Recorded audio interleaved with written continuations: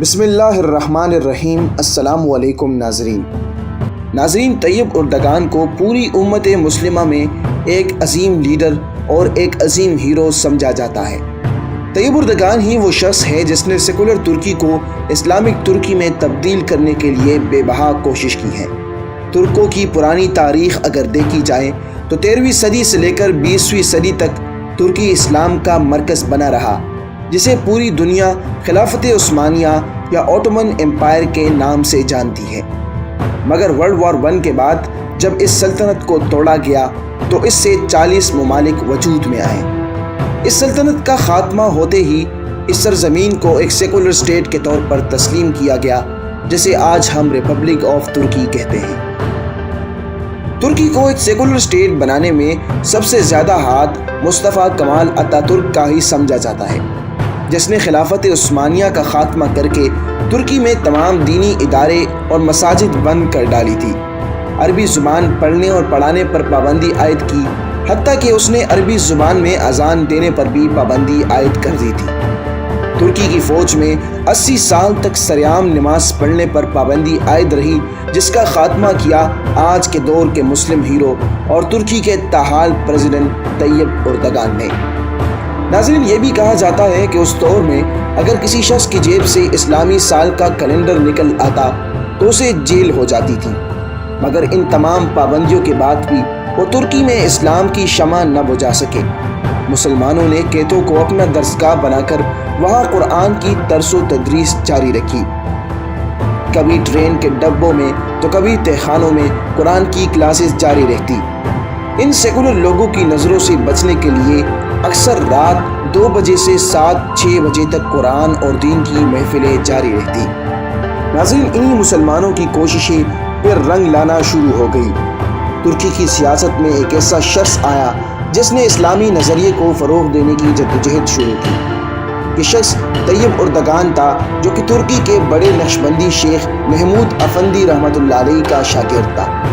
اسلامی نظریہ رکھنے کی وجہ سے طیب اردگان اور ان کے ساتھیوں کو کئی بار قید و بند کی سختیاں جھیلنی پڑی، مگر اس کے باوجود طیب اردگان ڈٹ کر مقابلہ کرتے رہے۔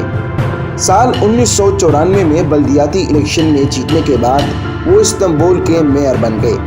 اس نے 2 سالوں کے اندر ہی استنبول کو کرائم سٹی سے کرائم فری سٹی بنا دیا۔ یہ اسلامی نظریہ رکھنے والے لوگوں کی پہلی جیت تھی۔ یاد رہے کہ اس وقت تک ترکی میں مرکزی حکمرانی سیکولر طبقے کے قبضے میں تھی۔ وہ لوگ طیب اردگان کی مقبولیت سے سخت پریشان تھے۔ سال 1998 میں ایک یادگار اور تاریخ ساز جلسہ منعقد کیا گیا۔ اس جلسے میں طیب اردگان نے ایک اسلامی نظم پڑھی، جس میں کہا گیا کہ مسجدیں ہماری چھاؤنیاں ہیں، گنبد ہمارے ہود ہیں، مینارے ہمارے سنگین ہیں اور مومن ہمارے سپاہی ہیں۔ اس نظم کی وجہ سے طیب اردگان کو 4 ماہ کے لیے جیل جانا پڑا، مگر اس نے اپنی سیاسی جدوجہد جاری رکھی اور آخرکار 2003 میں ترکی کے پرائم منسٹر بن گئے۔ ناظرین، طاقت میں آنے کے بعد طیب اردگان نے ترکی میں اسلام کو ترویج دینے کی جدوجہد کو جاری رکھا۔ اس نے آہستہ آہستہ اسلام پر لگائے گئے تمام پابندیوں کا خاتمہ کیا اور ترکی میں مسجدوں کی تعمیر پر خاصا توجہ دی۔ ہایا صوفیہ، جسے مصطفیٰ کمال اتا ترک کی حکومت نے 1935 میں مسجد سے میوزیم میں تبدیل کر دیا تھا، طیب اردگان کی حکومت نے اسے پھر سے مسجد بنا دیا۔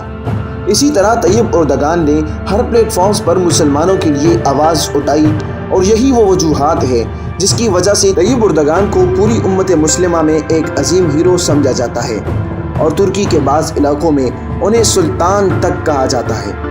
آج بھی پوری امت مسلمہ کی نظریں طیب اردگان پر ہے، اور بہت سے سوال ان کے ذہنوں میں گھوم رہے ہیں کہ طیب اردگان 2023 میں کیا کرنے جا رہا ہے۔ کیا ترکی ان ممالک پر قبضہ کر لے گا جو کبھی خلافت عثمانیہ میں آتے تھے؟ کیا ترکی پھر سے خلافت عثمانیہ کا نظام پھر سے نافذ کر پائے گا یا نہیں؟ یہ تو آنے والا وقت ہی بتائے گا کہ کیا ہوگا، اور آنے والا وقت کس کے حق میں فیصلہ سنائے گا۔ ہمیں تو صرف اچھی امید ہی رکھنی چاہیے۔ ہماری دعا ہے کہ اللہ تعالیٰ ترکی میں پھر سے ایک اسلامی سلطنت کو قائم کر دے، تاکہ مسلمان پھر سے دنیا پر حکمرانی کرنے لگے۔ آمین ثم آمین۔